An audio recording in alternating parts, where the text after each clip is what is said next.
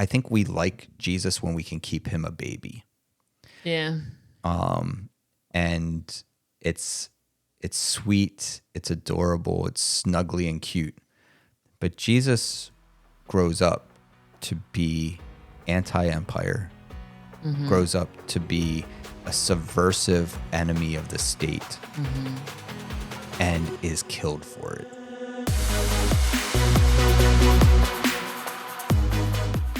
Hello, and welcome to the Ancient Jesus Future Faith podcast. I'm one of your hosts, Tana Sheaver, and I am here with my other hosts, Sarah Minardi. Hi. And Don Sheaver. Hey. And today we're going to explore the birth of Jesus and some of the related holiday traditions around that. And to kick us off, I'm going to ask Sarah about nativity scenes. What are some of the inaccuracies that we have in traditional nativity scenes? Yeah, we see a lot of common nativity scenes. We see Mary and Joseph, baby Jesus, shepherds, wise men sometimes wearing crowns as kings, animals, little cherub baby angels floating above. Anything else that you would think that you would see in a? Did I miss anything? A barn. Yeah. Some sort of shed barn type of wooden structure. Hay. Oh, sure, yeah. And then, of course, a manger. Yes. My favorite one thing is from, I think it's in Love Actually, where they do a nativity scene, and it's like they have so many kids and they don't have roles for them to play. So there's like a frog and like, like an elephant or whatever. It's like, oh, all these animals from all over the world came for baby Jesus. Yeah. It's like Noah's Ark, but different. Right. Yeah, I don't think we, it's probably common knowledge to our listener base, I would guess, that we would have something to say about the color of skin of the nativity scene statues. Yes, Yeah. Jesus is not white translucent plastic with a light bulb and cheap plastic from Walmart. Yeah. He's not that. That is not accurate. Sometimes we get some nod towards other ethnicities in the role of the kings / wise men. Yeah. Yes. So sometimes we do get a little something thrown that way. Which feels even like more problematic in a lot of ways. Like, Yeah, Jesus was white, but everybody who worshipped him was a person of color. Like, Yeah. ooh, yeah. Yeah. Well, one of the things, so the word that's often translated in kataluma actually means guest quarters. So from my understanding, the verses that are talking about there's no room at the inn, there wasn't enough space in the guest quarters for Mary to deliver a baby. So she ended up in what would have really just been the main part of the house, which is where the manger would be the feeding trough for the animals, but not necessarily the animals would have necessarily been in there all the time. Okay. So, and I thought it was really interesting that the idea of the animals kind of came about later in like the 4th century, about animals being in nativity art and nativity scene, the animals appearing, and that it's possible that that lines up with Bible commentators who were anti-Semitic, and that it was pointing to the fact that even the animals knew that Jesus was the one to worship. Interesting. So that didn't come around till the 4th century. And then we have the shepherds. Actually, I thought it was interesting, even doing a little closer look recently into this. So we see these nativity stories happening in Matthew and Luke, but they're different. And I never realized that Luke points out the shepherds and Matthew doesn't. And Matthew points out the magi and Luke doesn't. So I thought that was kind of interesting, that I kind of thought that they were both in both accounts. Right, yeah. And then I was like, did a little bit of a closer look. Do we know if there's anything about those audiences that would have made them, like either the writers or the audiences that would have made them point out those things? Well, I think like possibly like Luke showing the importance of the birth of Jesus to the ordinary person, to the common. And I mean, that's the only thing that I really pulled from that. And Is Luke the one that's kind of more aimed at Gentiles? Yes. That Yes. makes sense then. yeah. Yeah. And Matthew, a lot of his gospel, it seems like he's really speaking to the Jewish people. He begins his gospel with the genealogy tracing the line of Jesus. Right. Yeah. And then going into the birth of Jesus. So That feels like that would be important then to Jewish people who were oppressed to have kings come down and bow before Jesus. Then that would be like a liberating perspective. yeah, maybe. Although they say that they weren't kings. Oh, right. Right. That sometimes it gets that's kind of a mistranslation that we kind of pick up from the carol, or maybe the We Three Kings carol isn't the first place, but it's become kind of a common thing that we think of the three kings because a lot of us know that Christmas carol, but that magi or wise men is more accurate. And we don't know how many would have come because the number 3 just comes from the fact that 3 specific gifts are mentioned, but we don't know how many of them Right. would actually have come. Well, no one wants to think someone showed up without a gift. Well, Yeah. And isn't it Wait, like, Tana, pause and laugh at my joke.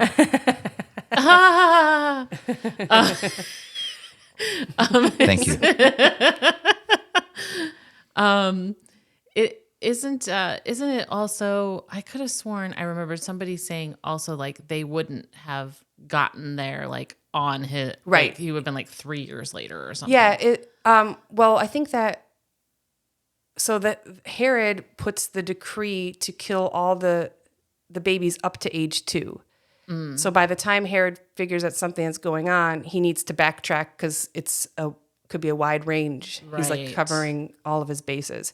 So it's likely that the wise men were not there on the night that Jesus was born, but it could be any time between that and probably about 2 years later. And it does say that they visited him in a house, but as we've seen, the inn and the stable idea is not really an accurate representation of what would have been happening actually in the time historically.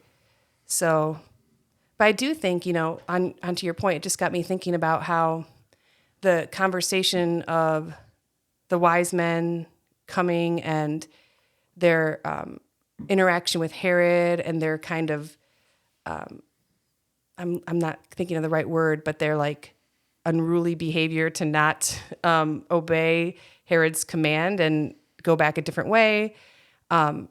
I think that could have been especially impactful to the audience that Matthew was aiming towards. But the other thing with Matthew is perpetually attempting to demonstrate that Jesus fulfilled prophecy. And so in some ways, you also have that Jesus is fulfilling Gentile prophecy of a star over a certain location and astronomy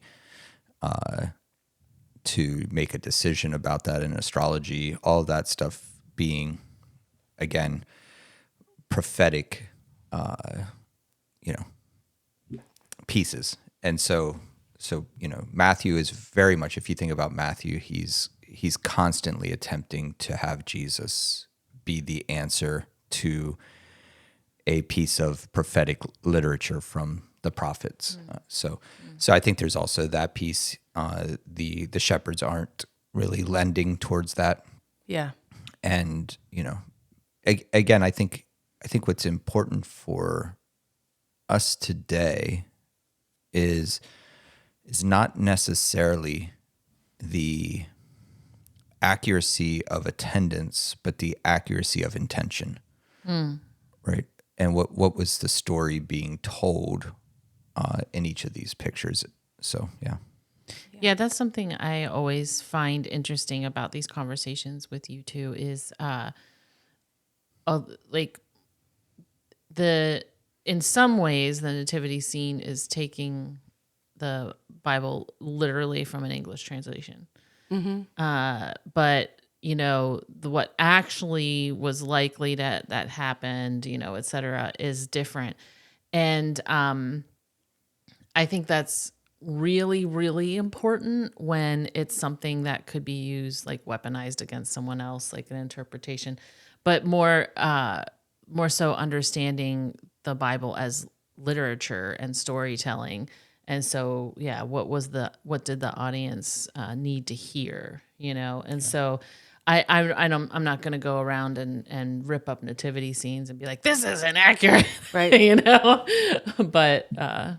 But yeah, I think it's important, interesting information. But I think the value is similar to another one of our episodes that we'd done where I had shared that one of my memories of a biblical passage was actually from a children's movie, right? And I think in some ways, nativity scenes are in a lot of ways modern stained glass windows, right? That they are telling the story of the Bible, and they're inaccurately telling that story. Right. I think it's important for us to at least acknowledge the inaccuracy, correct it, particularly when it impacts the interpretation of that passage.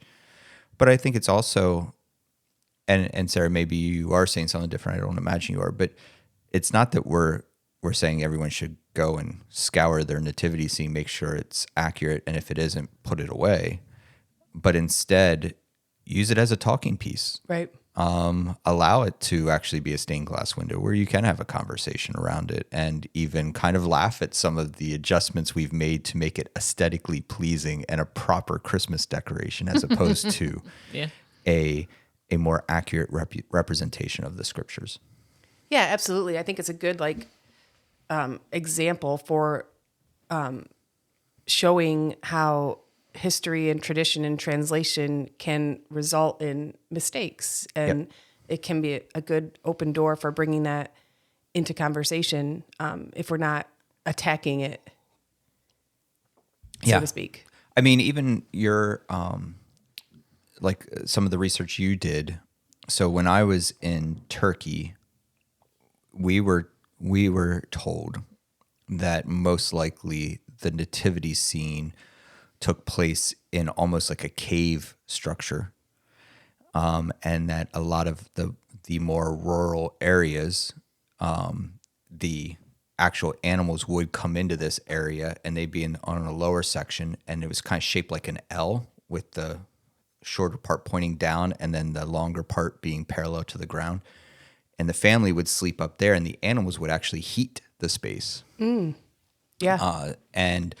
And so the animals would be down below, and that there was no space left up top because everyone had come home for the census. And so there was no room for the family up top. And so it was more likely that Jesus was laid in the manger down by the animals. And so even in scholarship and research, there's divergence in understanding this. And that shouldn't make us, that shouldn't disappoint us. That should excite us about the fact that there's still this kind of mystery.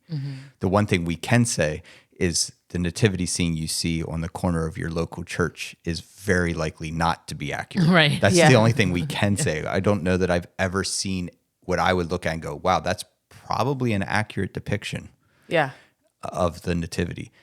And it's more so, again, this is why I think it's so important for us to have these types of conversations, is that we as Westerners can tend to get stuck in the details and miss some of the beauty of the story. Like, why does Luke, as you guys brought up, like, why does Luke want us to know about the shepherds who didn't even have voting rights, so to speak, at that time? They weren't even, and not by literally voting rights, but they weren't considered valid witnesses in court, right? Yet here they are, the valid witness of the birth of Messiah.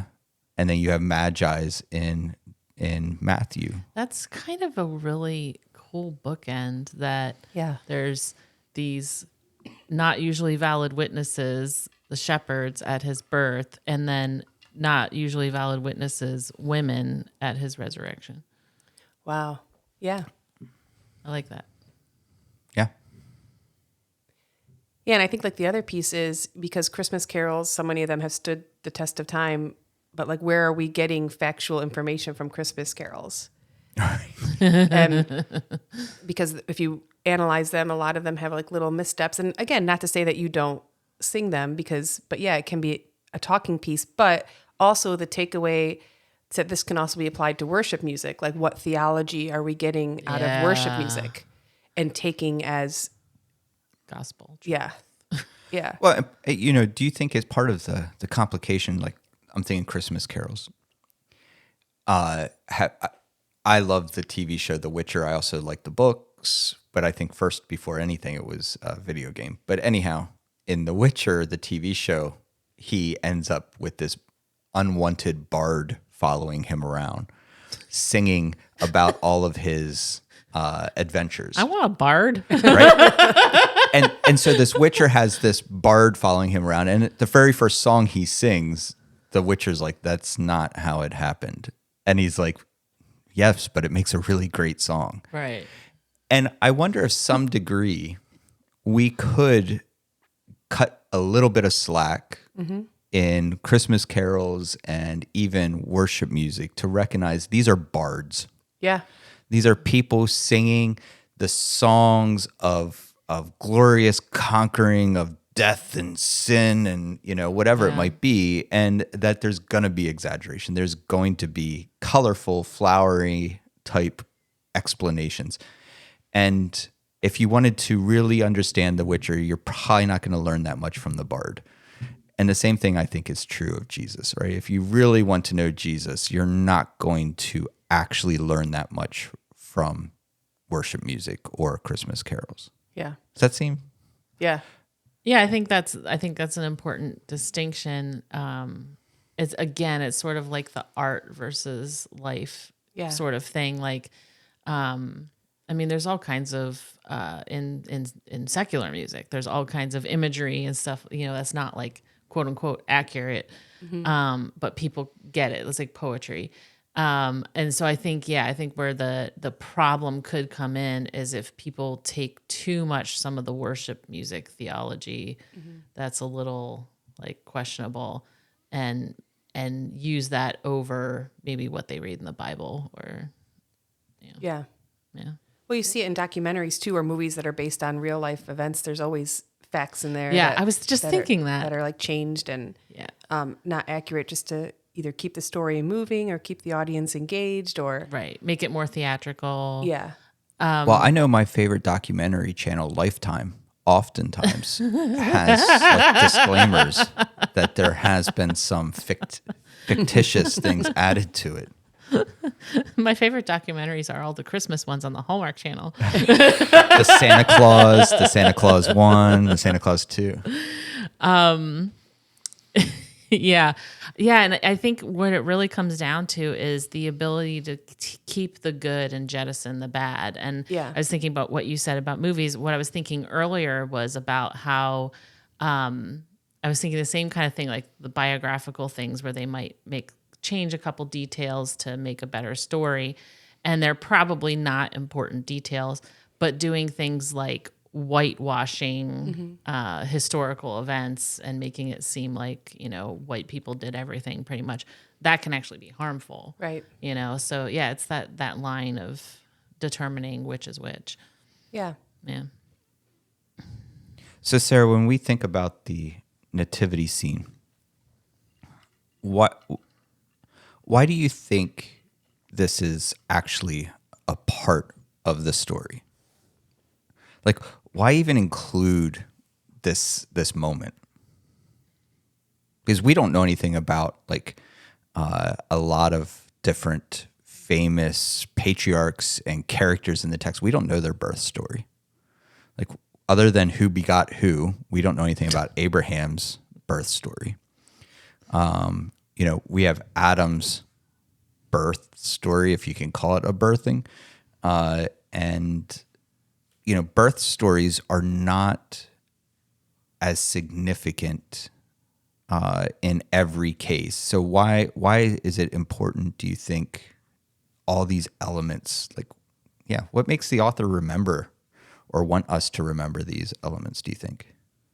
Well, I think part of it is tracing the line of Jesus to be Messiah, especially like Matthew with the genealogies. Like, but that doesn't really answer like why do we need to know how his birth took place. But I think knowing like the fact that they had to travel for the census and that piece of the story, it just reminds me that they were under oppression. That Jesus was born into a time of oppression and poverty, and like that piece of the puzzle, because Hashtag blessed. yeah, like the idea of like traveling that far when you're pregnant and expecting is really not cool. Although the donkey doesn't appear in the text. That's another one. Mary on the donkey doesn't appear in the text. I remember realizing that at some point, and I was like so disappointed because my favorite Christmas movie growing up was Small One, which I have no idea if anybody. No, I have no idea. Anybody knows this, because I swear nobody ever knows. But it was A Disney movie about Jesus. It was a Disney movie, and it was about the donkey that carried Mary into Bethlehem. And it was like the donkey was kind of getting, I think maybe it was getting older, but it was definitely like too small to do a lot of the work. And so like this kid is like trying to keep his dad from like selling the donkey because it's his friend, and the donkey feels worthless, like it can't do anything. And then, Joseph comes along. That's like, hey, spoiler alert. Jeez. Jeez, why don't just give the whole thing away? It is actually a very charming movie, and it always made me cry too. And yeah, and I swear, like anytime I mention it, nobody knows. I know what it is. You do? Yeah, because you made me watch it. Because I do. Yeah. It is actually a sweet movie. Yeah. So anyway, side plug for a movie. yeah. But other than that, I don't know. Did you have more thoughts about that? About why you think the birth stories appear in two of the Gospels? I mean, and also like the scriptures don't tell us to celebrate the birth either. No. That kind of came along later, and Constantine declaring that it was going to be celebrated at the winter solstice. Yeah. Which is also inaccurate. He most likely was not born in December. Yeah, it's funny because you can narrow the birth of Jesus down to 11 months, one of them not being December. So we chose the one it's definitely not. Seriously, like there is, out of all the options, December is absolutely the least likely day, or least likely month that Jesus was born. That's kind of funny. So, when I think about Matthew, because even Luke has a genealogy, right? And but Luke's genealogy takes it back to Adam. Matthew's genealogy takes it back to Abraham, and particularly David. But we have all these instances that happen that basically are big stories from the Torah. So you have the killing of the babies, the firstborn males, which is very much Moses, right? And so you have all these linking of the beginning of Jesus's life looks a whole lot like the beginning of Moses's life. It looks a whole lot like David. It looks a whole lot like all of these other people. And so in some ways, I believe that Matthew, whether it's being historical or artistic, it doesn't bother me one way or other. I know for some people, there's a sense of need for it to be one or the other. It's about this idea that Jesus, all the things that we've seen in the text, all these beautiful stories about salvation and being rescued from oppression and all these things happening, that Jesus is within the order of those things. And so the Torah is going to continue in some way through this. The stories of Torah is going to continue in some way. God is unchanging. God is still there for Israel. God is still going to provide a rescue. So I think, and it begins with these stories of his birth and the responses of the powers around him Yeah. to to set the stage, right? I mean, it's like a good prologue to a book, right? Or a good introduction to a book that is going to kind of set the stage for you, that when you start chapter 1, you already kind of have some background, you have some things going. And so to me, in a lot of ways, that's how I feel these nativity scenes are kind of set out to kind of make us think about this. Yeah. So how important would either of you find the whole virgin birth part of it? Go ahead, Sarah. I mean, I was just going to say, or what was just popping in my head is like, I know that historically, or I've heard that historically, there were many different people groups that had virgin births as part of their narratives or their belief system. And that's all I can think of in this moment. Yeah. So the word just means maiden. Okay. And the Bible uses it for both virgins and non-virgins. And I know that can be so upsetting, because for so many people that virgin birth, particularly within Catholicism, is so unbelievably necessary. But again, kind of pointing to what you just said, Sarah, I think a huge portion of this is miraculous births signify to keep an eye on this kid, right? And so a lot of these things, Moses has a miraculous birth. He survives the slaughter by being tucked away, hidden somehow for a while, and then sent down the river. And so even Moses has this miraculous birth. I mean, we have, you could say, quote unquote, miraculous birth about Esau and Jacob. Yeah.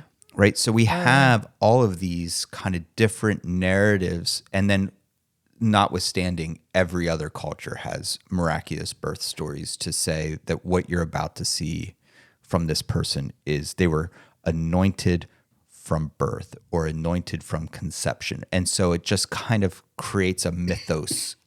And before the audience wants to, send me a whole lot of negative comments because I called the Bible a mythos, it's within that realm of ideas to tell a story quickly. And one of the ways to do that is to have a miraculous birth. I'd say one other piece that I think is beautiful and significant is, when else in the text have we seen the Spirit of God hovering over a formless void? Creation. Genesis. Yeah. And so, again, we have this picture of the Spirit of God hovering over Sarah's tohu vavohu. That's not dirty. Over Sarah's tohu vavohu. Mary? Yes. Sorry, Sarah, Mary. Sorry, Sarah. God wasn't doing that. But over Mary's formless and void womb at that point. And then you have this birth, this new creation. And we have, according to John, that Jesus was at creation, before creation. And so we have all of this language fitting around that. That's really kind of tremendous imagery. Yeah. And again, a virgin birth was unnecessary for Jesus to be Messiah. Well, that's interesting. I think it's such a. I grew up Catholic, so I mean that was really emphasized a lot, and there's a lot of Mary worship even. So that was just such an important part of Jesus' beginning. But I think it's really interesting what you said. Like that was a part of. Well, Sarah, you started off with saying it, I think, about how it was part of a lot of other religions. And there's so much of the storytelling in the Bible that was like consistent with the time and what other most religions also have a flood narrative, right?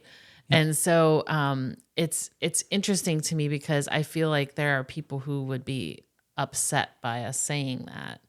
Of course. Because it somehow, like in their minds, makes Christianity less special or something, but Or less true. But it's more so just about the storytelling devices that were in use at the time. Yeah, and I want to be clear.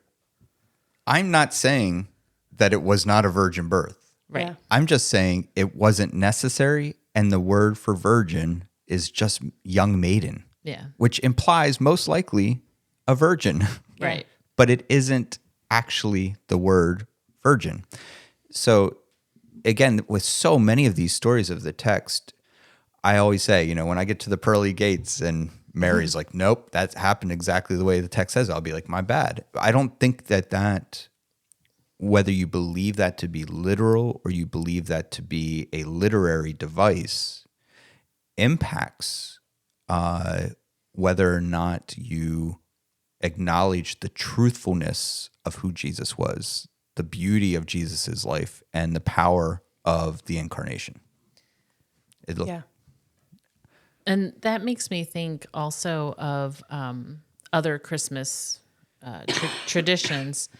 Like I didn't know for the longest time that the only reason we have a tree is because it was co-opting a pagan, like the evergreen things, is co-opting some pagan rituals. Yeah, and I think that's there's a weird balance, right?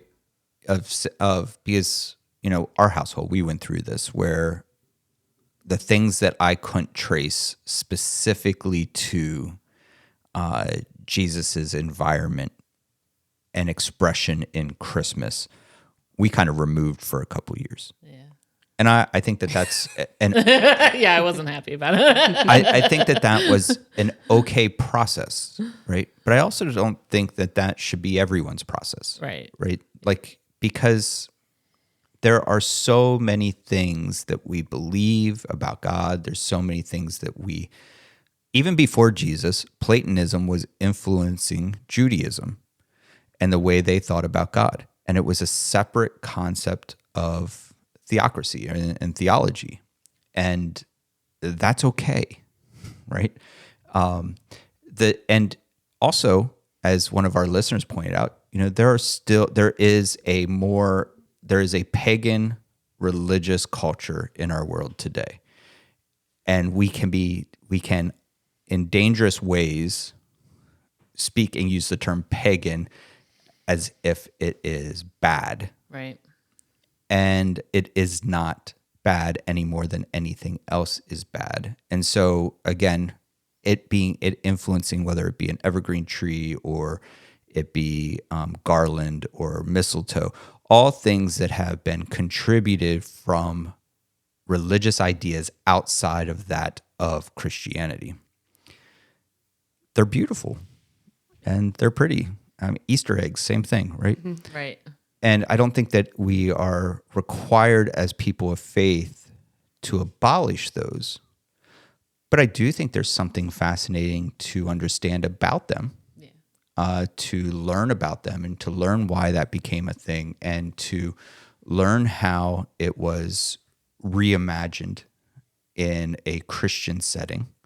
Because I imagine that if you're part of a faith system in ancient times that celebrated the winter solstice and your family had been doing this for generations, there are parts of it that you don't want to give up because you've now become Christian. Yeah.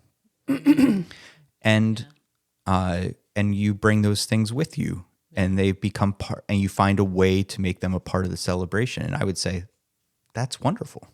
And we can kind of cut ourselves a little bit of a break with that. Yeah. Yeah. Because in the end, it's bringing you closer to God. Right. And that's kind of a good litmus test. Well, I think Because I think, like, sorry, no, yeah, no, just go like ahead. asking the questions and,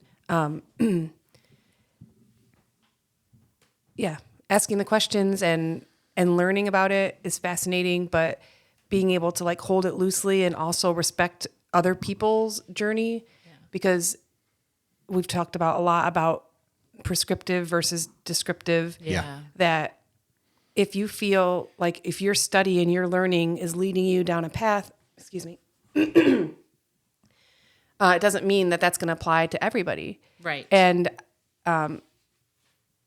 for me, it's like being slow to speak comes into play here. That like, if I'm going to make an adjustment, and our family has made adjustments over the years, then it's like, I want to make the adjustment and not necessarily blab about it to everybody and make everybody feel like they're wrong for not making this adjustment. Right. and and live in it for a while. And I'm so glad that that's what I did, because then sometimes things start to shift again when you have children and things like that, and being able to be open about that. So so I think an overwhelming goal towards loving other people and respecting where they're at. And like, yeah, if you see like an open door for conversations, like we were talking about the Nativity and its inaccuracies, and somebody seems interested, but not going over and knocking over the nativity scene. Get this squalor out of my Yeah. face. And then, and also like, one thing that even as we've shifted over the years that we never did was we never stopped gathering with people who did things differently than us in our family. Because life is short and time is short. And the beautiful thing about the faith journey is that we don't have it figured out. And it's hopefully it will grow and it will change. And it's one of the reasons why, kind of backtracking a little bit, that I don't super worry too much about my girls reading a kid's Bible that gets things a little bit wrong, or watching Joseph in the Amazing Technicolor Dreamcoat, or different things, because then when they're older, they'll just get to have, I pray, these interesting conversations. That's like, oh, I always thought it was that, and then it's something to celebrate along the way, because there's no way I'm going to be able to like perfectly sort out exactly what I think is correct for them. I'd rather have them have, and so what I just try to do is have them multiple children's Bibles, multiple sources. And yes, sometimes as I'm reading it, I do change things. I do change pronouns. Sometimes I do try to shift things, and like, if I catch it, but I'm not super worried about controlling that, because also like in a few years, maybe I'll learn something that will make me see something Absolutely. differently. Yeah. But if overall they're walking around with like a love for God and an interest in the Bible, that's good enough for me. Yeah. Yeah. So, I wanted to ask about the context of the baby Jesus story. It seems important to know, what was happening at the time. So Sarah, I think you had something you wanted to say about that. I was hoping that Don would be able to speak to that. Okay. But I was like curious, like what religiously and politically is the climate that this is happening in? Well, one of the main things that has happened is Rome has continued to expand and continue to take over more and more of the world, the known world at that time, right? But one of the things that has happened is these highways that Rome have created that dominate the landscape have created a trade route that really has connected the world.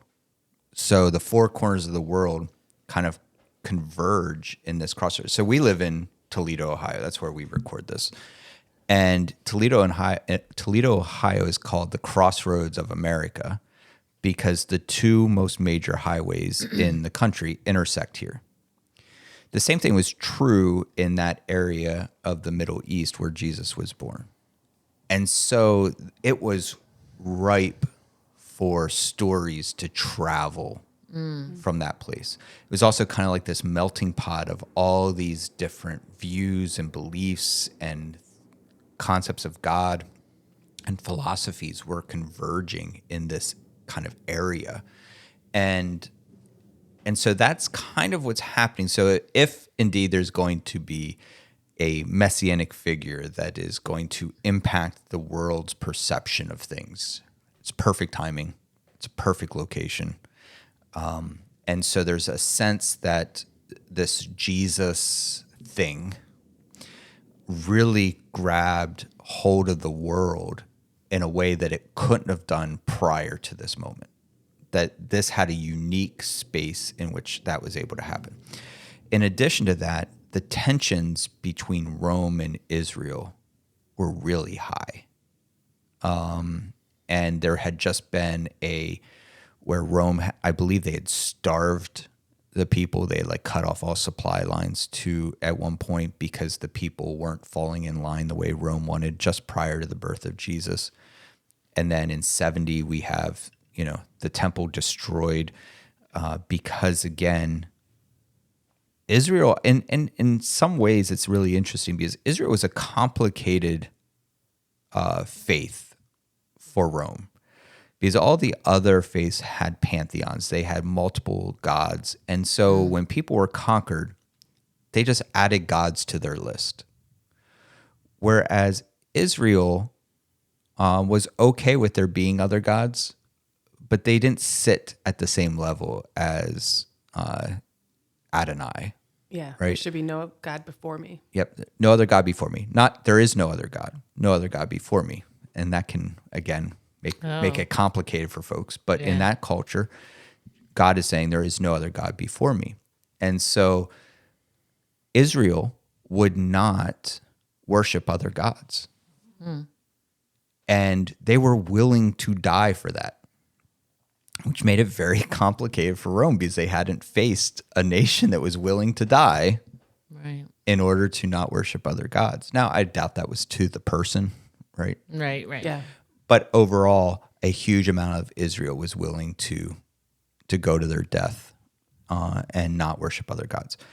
And so this created an atmosphere and a setting where you had a people group that did not have to follow the rules that every other nation conquered by Rome had to follow.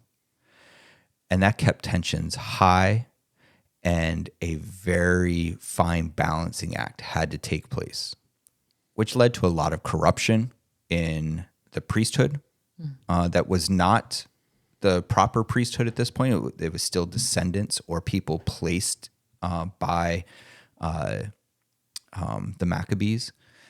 And so at least the high priesthood was messed up in some ways. I think the Levites were, the Levites were still the Levites because that's their descendants. So all of this, it's kind of like a powder keg in that time. But it was also a powder keg that was ready to explode, but also ready to succeed in the way that the stories get out. And the way, like, I would imagine, let's say, indeed, literally, historically, some wise men showed up at Jesus's place at some point. They were only able to do that because of the Roman road. Right? Like, that's how they were able to get there. And this idea of people from other countries, other nations, other unknown from the Orient that maybe people had never even been there before, were able to come, was really powerful picture. And if you think about it, it goes against Rome. Rome went out and conquered, and here's this birth of Jesus where kings, or at least people with lots of money, so they were either sent by kings or they were representing kings, whatever. They came with these lavish gifts. There was no conquering. There was no stomping out other people. Instead, what the author wants us to hear in this story is that when Jesus was born, he was born with no celebration. The only people that celebrated it were some shepherds, and they can't even be a witness in court.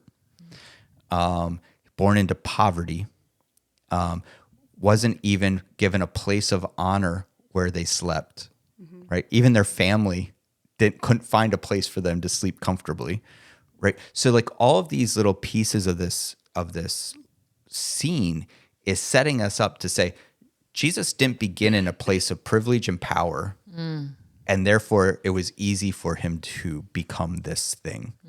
Instead, he was born into a space that everything was against him. Yeah. And instead of just disappearing into history, he becomes history for a lot of people. So that's kind of the scene. I don't know if that answers your question. Yeah, or thank you. Maybe I went, afoul, but that's kind of the cool picture. So when I think about this time of year, that is definitely not the birth time of Jesus, but we're reminded about it. That's the part that I want to remember. And, we just did an episode about giving. And there's part of this that is also a reminder to us of why we should be giving.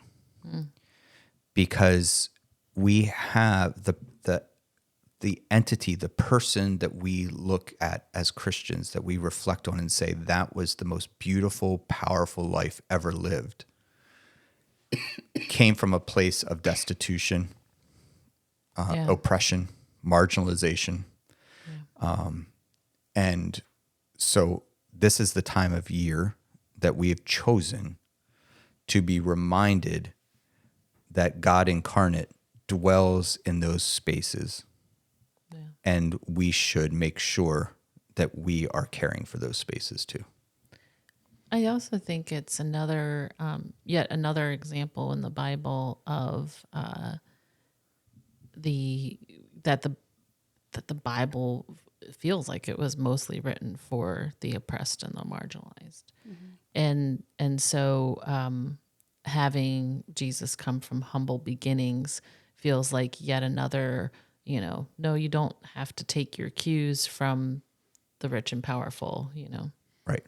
Yeah. Pharaoh sits on a very expensive throne in Exodus, and he's overthrown by someone in a wicker basket. Right. Jesus, you have Herod sitting. Herod was considered one of the greatest architects and builders of all time. And he's overthrown by someone who couldn't even find space in his residence, in a residence. All of these are just really powerful pictures, right? Yeah.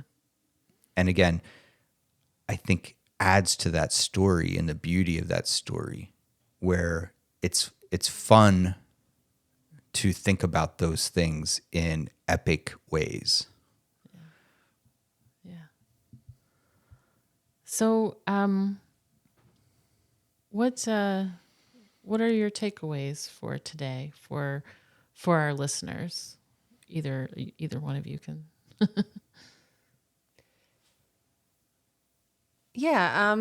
I think to enjoy the journey of learning new things, to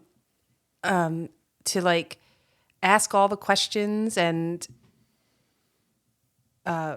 be willing to hold loosely to things that maybe you took as fact for a long time and to grow in that, but also to let your journey be your journey and don't push your journey on to everyone around you. Not to say that you don't talk about it, but to not be wagging your finger at other people who are not in the same place that you are, or expecting that everybody's going to be in the exact same place at the exact same time.